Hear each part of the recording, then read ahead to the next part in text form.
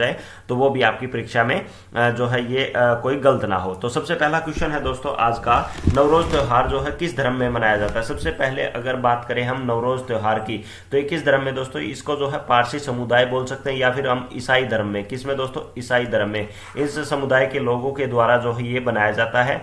दूसरा दोस्तों इसी नवरोज के साथ जो है एक आपका होता है, जैसे हमारा हिंदू जो कैलेंडर है उसी तरह इनका ईरानी कैलेंडर और पारसी जो है समुदाय होता है। जैसे हम नए साल की शुरुआत करते हैं, इसी साल की शुरुआत करने के लिए जो है इनकी इस कैलेंडर से इनकी शुरुआत होती है। तो नवरोज त्योहार उसकी खुशी में जो है ये मनाया जाता है। तो नवरोज दो शब्दों से मिलकर बना है, पहला नव, दूसरा आपका क्या है, रोज, जिसका मतलब होता है क्या, नया दिन। क्या होता है दोस्तों, नया दिन जो है इसका मतलब होता है किसका, नवरोज का। इसलिए जो है इसका जो है नए साल की शुरुआती हो और ईसाई और पारसी धर्म लोगों के द्वारा जो है मनाया जाता है। अगला क्वेश्चन आपका आता है दोस्तों, भटनागर पुरस्कार कितने लोगों को दिया गया है वर्ष 2021? कितने लोगों को दोस्तों, 11 वैज्ञानिकों को कौन सा दोस्तों, शांति स्वरूप जो है भटनागर पुरस्कार से जो है सम्मानित किया गया है। अगला क्वेश्चन आपका आता है दोस्तों, फरवरी 2021 में जो है ग्रैंड स्लैम सबसे ज्यादा और किसने जीता। तो सबसे पहले अगर हम बात करें, इसमें दो ग्रैंड स्लैम जो खिताब होता है ये दो कैटेगरी में होता है। सबसे पहला कौन सा, एक तो आपका होता है दोस्तों महिला में, दूसरा आपका होता है दोस्तों पुरुष में। किसमें, पुरुष में, दोनों में अलग अलग जो होता है। सबसे पहले अगर हम बात करें महिला में, किसमें दोस्तों, महिला में यानी फीमेल में, एफ लिख देता हूं मैं, डिनोट करता हूं एफ से। तो इसमें किसके द्वारा जीता गया, तो सेरेना विलियम्स के द्वारा। किसके द्वारा, सेरेना विलियम्स के द्वारा। और दूसरा दोस्तों अगर बात की जाए पुरुष में यानी मैन में अगर हम बात करें तो किसके द्वारा दोस्तों, राफेल नडाल के द्वारा। किसके द्वारा, राफेल नडाल के द्वारा जो है ये जो है सबसे ज्यादा जो है ये ग्रैंड स्लैम खिताब जीता गया दोनों के द्वारा। किसमें, फरवरी 2021 में। अगला क्वेश्चन आपका आता है दोस्तों, आधुनिक सांख्यिकी के जनक जो है किसको कहा जाता है, या फिर आधुनिक सांख्यिकी के जनक कौन है। तो कौन है दोस्तों, जो है प्रशांत चंद्र महालनोबिस जो है, इनको जो है आधुनिक जो अगर बात की जाए इस भारतीय सांख्यिकी का जनक कहा जाता है। इनका जन्म जो अगर बात की जाए कब हुआ, इनका जन्म हुआ दोस्तों 29 जून को, कब, 1893 में कहां पर, कलकत्ता में। इनको जो है आधुनिक सांख्यिकी क्या होता है, स्टैटिस्टिक जो इनका जनक जो है इनको कहा जाता है। अगला क्वेश्चन आपका दोस्तों, हर घर योजना कौन सा दोस्तों, हर घर योजना की अगर हम बात करें, कौन सी दोस्तों, हर घर योजना की अगर हम बात करें तो ये कहां से जो है इसकी शुरुआत की गई थी। दूसरा दोस्तों इसकी शुरुआत कहां से की गई थी, तमिलनाडु से। कहां से, तमिलनाडु से जो है इसकी शुरुआत जो है ये हर घर राशन योजना की शुरुआत जो है ये की गई थी। कब, वर्ष 2022 में।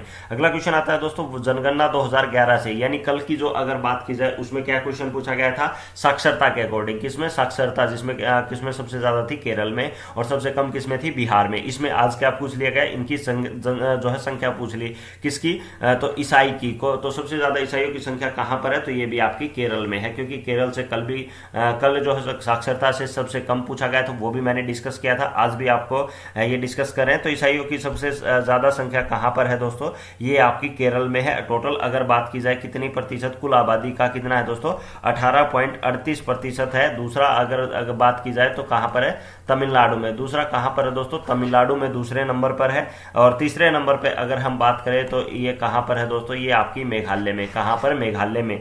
ठीक है, अगर प्रतिशत में बात करें तो कुल आबादी का जो है इसमें रहेगा तमिलनाडु में 6.12%।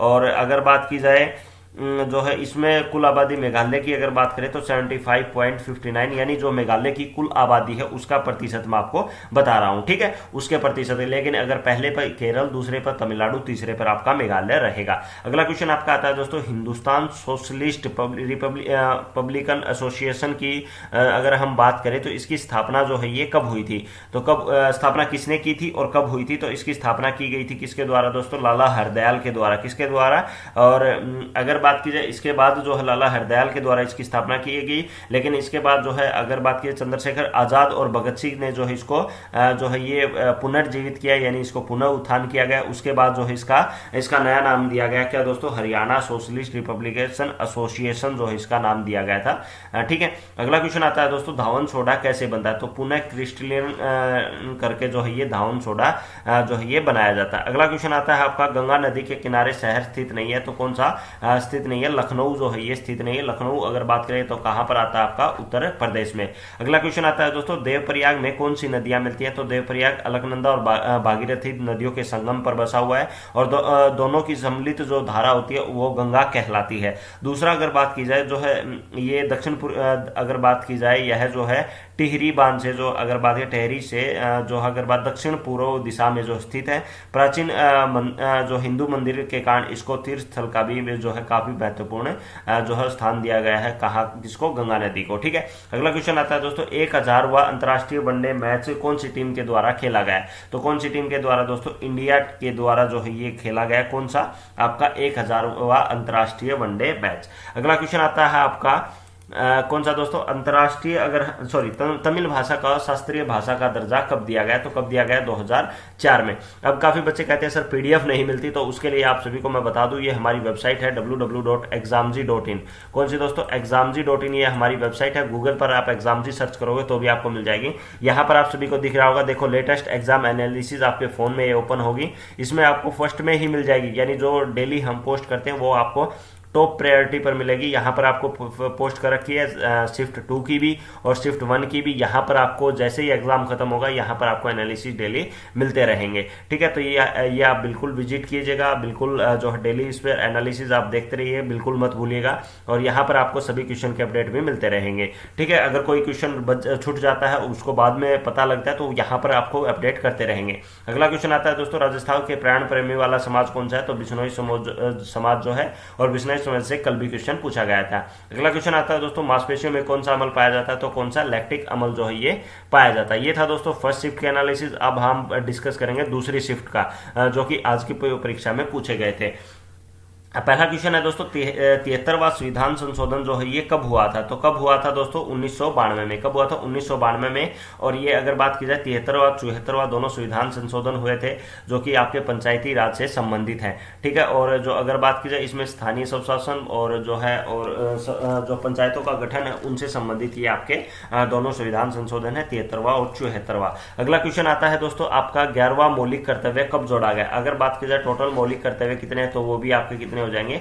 11। टोटल अगर मौलिक अधिकार कितने हैं ये आपको कमेंट करके बताना है। टोटल जो है मौलिक अधिकार कितने हैं ये आपको कमेंट करके बताना है। ठीक है, अब बात की जाए जो 11वां मौलिक कर्तव्य कब जोड़ा गया? 86वें संविधान संशोधन के द्वारा वर्ष 2002 में। अगला क्वेश्चन है दोस्तों, एओ लैंग्वेज पूर्वोत्तर भारत के किस राज्य में जो है ये बोली जाती है? तो किसमें दोस्तों? ये नागालैंड राज्य में जो है ये बोली जाती है। मुख्यतः ये तिब्बती बर्मी भाषा परिवार की एक शाखा है। ठीक है, अगला क्वेश्चन आता है दोस्तों, डिबर साओकावा नेशनल पार्क कहां पर स्थित है? तो कहां पर है ये आपका? असम में। असम में एक और प्रसिद्ध है, कौन सा है? काजीरंगा जो है आपका, ये भी जो नेशनल पार्क है ये भी कहां पर स्थित है? ये आपका असम में ही है। और असम राज्य के पूर्व में जो है ब्रह्मपुत्र नदी के किनारे जो है दक्षिणी तट में स्थित ये जैव विविधता वाला एक क्षेत्र है, जिनमें से ये भी कौन सा है? डिब्रू साओकावा नेशनल पार्क है।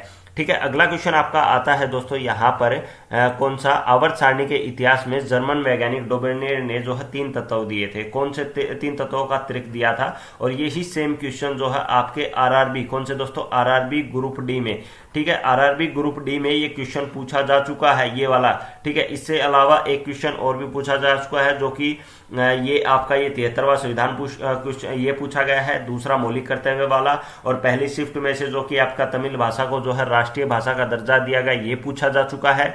ठीक है, और एक आपका पूछा गया था कौन सा दोस्तों? ये भटनागर पुरस्कार से संबंधित, ये आज की ही परीक्षा में जो है ये क्वेश्चन रेलवे में पूछा गया है। बिल्कुल डिट्टो सेम की सेम जो है ये क्वेश्चन उसमें पूछा गया है। ठीक है, अगला क्वेश्चन आपका आता है दोस्तों, पूर्वी बंदरगाह कौन सा है? तो कौन सा है दोस्तों? पूर्वी बंदरगाह कहां पर है? ये पारादीप उड़ीसा में जो पूर्वी बंदरगाह है। अगला क्वेश्चन आपका आता है दोस्तों, अंडर 23 कौन सा दोस्तों? अंडर 23 रेसलिंग व चैंपियनशिप में जो है ब्रॉन्ज मेडल किसके द्वारा जो है ये जीता गया है? कौन सा मेडल दोस्तों? ब्रॉन्ज मेडल अगर बात करें तो ये किसके द्वारा जीता गया है? तो दोस्तों ये बजरंग पुनिया, जो इसका संबंधित किससे है? ये हरियाणा राज्य से है। कौन से दोस्तों? हरियाणा राज्य से। इनके द्वारा वर्ल्ड रेसलिंग चैंपियनशिप में अंडर जो है ये ब्रॉन्ज मेडल जीता गया है। दूसरा अगर बात की जाए अंडर 23 में ही अगर बात की जाए दीपक पुनिया, जो कि एशियाई कुश्ती चैंपियनशिप में इनके द्वारा कौन सा? तो इनके द्वारा जो है ये कांस्य पदक जो है ये जीता गया है। ठीक है, अगला क्वेश्चन है आपका उत्तरी सरकार। कौन सा दोस्तों? उत्तरी सरकार किससे संबंधित है? तो किससे संबंधित है दोस्तों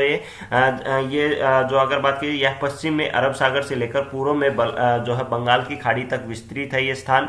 दूसरा दोस्तों इसमें जो है पश्चिमी तट से पश्चिमी घाट तथा अरब सागर के बीच का एक जो है संकीर्ण मैदान है। कौन सा? आपका उत्तरी सरकार। ठीक है, अगला क्वेश्चन आपका आता है दोस्तों आर्टिकल 76 किससे संबंधित है? मैंने कल भी कहा था आर्टिकल से 100% क्वेश्चन जो है ये पूछा जाएगा। एक बार सभी आर्टिकल जो है एक बार पढ़ लीजिए। आज से 2 से 3 जो है आर्टिकल पूछे गए हैं, संविधान संशोधन पूछे गए हैं, जैसे 73वां संविधान संशोधन हुआ, मौलिक अधिकार की संविधान संशोधन के द्वारा जोड़ा गया। ठीक है, और कल मौलिक कर्तव्य से पूछा गया था, कल मौलिक अधिकारों से पूछा गया। तो ऐसे क्वेश्चन जो है ये बार बार जो है सभी परीक्षाओं में पूछा जाता है एसएससी के द्वारा। तो इन क्वेश्चन को आप रिपीट जरूर होते हैं, एक बार जरूर पढ़ लीजिएगा।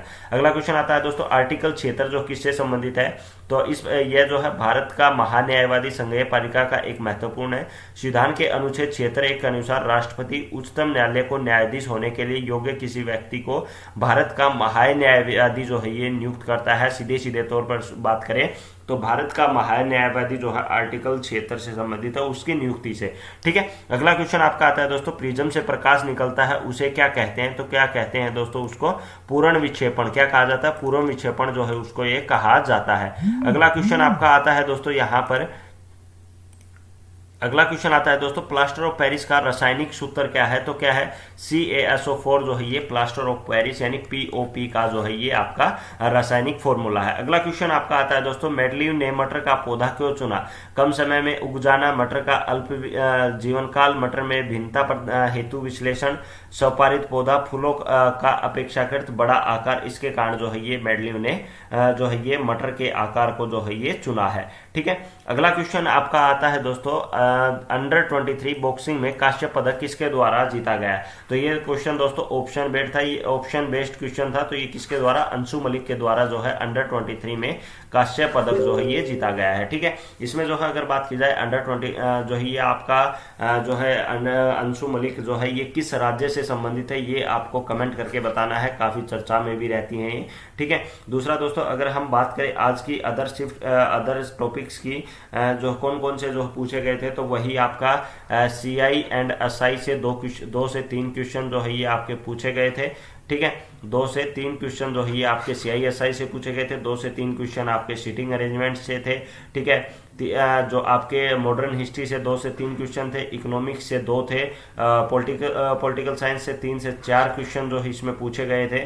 ठीक है, वही आपका इंग्लिश में आपके सिनोनियम एंटोनियम, ठीक है, और पैराग्राफ्स पे दूसरा आपका 2 से 3 जो आपके स्पेलिंग चेकिंग एरर थे। पर शिफ्ट की एनालिसिस की अगर हम बात करें, टोटल की बात नहीं कर रहे, तो ये जो है आज की शिफ्ट में पूछे गए थे। तो लगातार दोस्तों ऐसे सभी एनालिसिस के लिए आप हमारे यूट्यूब चैनल एग्जामजी को सब्सक्राइब कर लीजिए। इन सभी की PDF